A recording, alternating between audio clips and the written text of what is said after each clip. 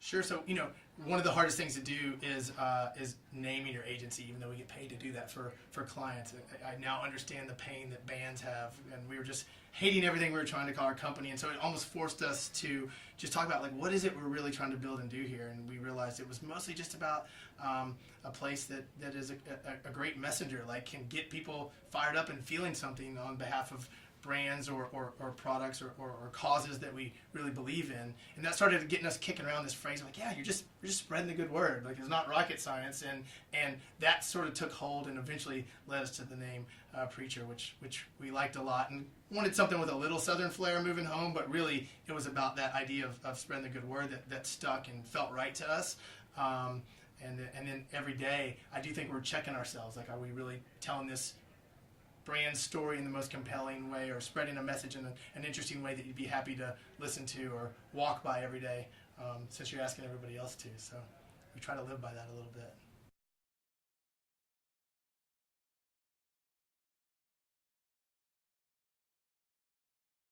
When we left Mother and decided to start Preacher, it wasn't from a place of frustration or not being happy with the state of the industry or what we were doing in our jobs. We were really happy and working on some global brands and really loved the family at Mother that we were working with. I think at a certain point, you just start to get that feeling of what would it be like if we were in a completely different environment and we were calling all the shots, who we work with, how we work, and so Seth and Crystal and I decided to go to Texas, where there's a little bit more room physically and maybe a little bit even spiritually to try to do our own thing. And so it was about the only way we could have left a place we love so much was with no hard feelings and just a lot of excitement to see what we could do. And they've been also very great supporters to us. So.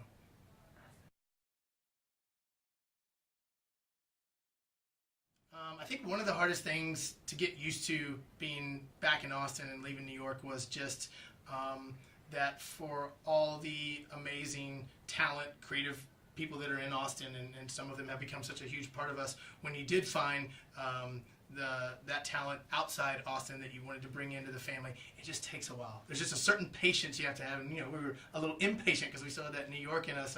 By the time you find people that are going to join the Preacher family and then they actually turn up in our zip code, it takes a couple of months, and that just takes some adjusting to.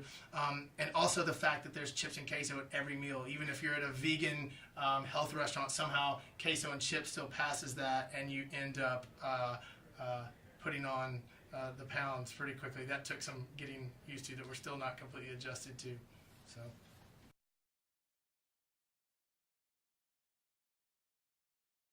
Well, that's really nice that that people think we're successful or somewhat successful so far. That means a lot, because sometimes when you're not in a major market, you wonder if anybody's seeing what you're doing. But for sure, any success that we're having is because of the people that we've hired. I know that sounds like the cliche answer. It's really true. We have this just really diverse, amazing group of people from all over that bring their sort of individual brains and hearts into the place every day, but all have this really shared vision of trying to spread messages for our clients in really interesting and soulful ways. And so, yeah, it's got to be just because of the people. There's something special about this family that we're building, so we feel very fortunate for that every day. And yeah, I think the biggest piece of advice I would probably have is to stay really optimistic and positive about the possibilities that your career can have, because you're certainly going to meet some clients, or sadly even colleagues maybe, that don't have that every day, but you can control how you're coming into your job and your work every day.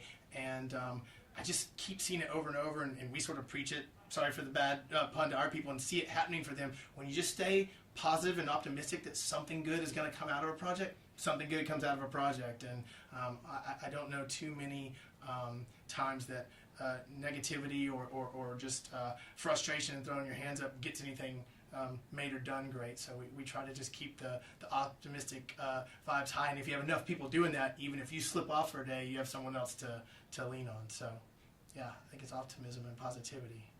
Another cliche answer, but it's true.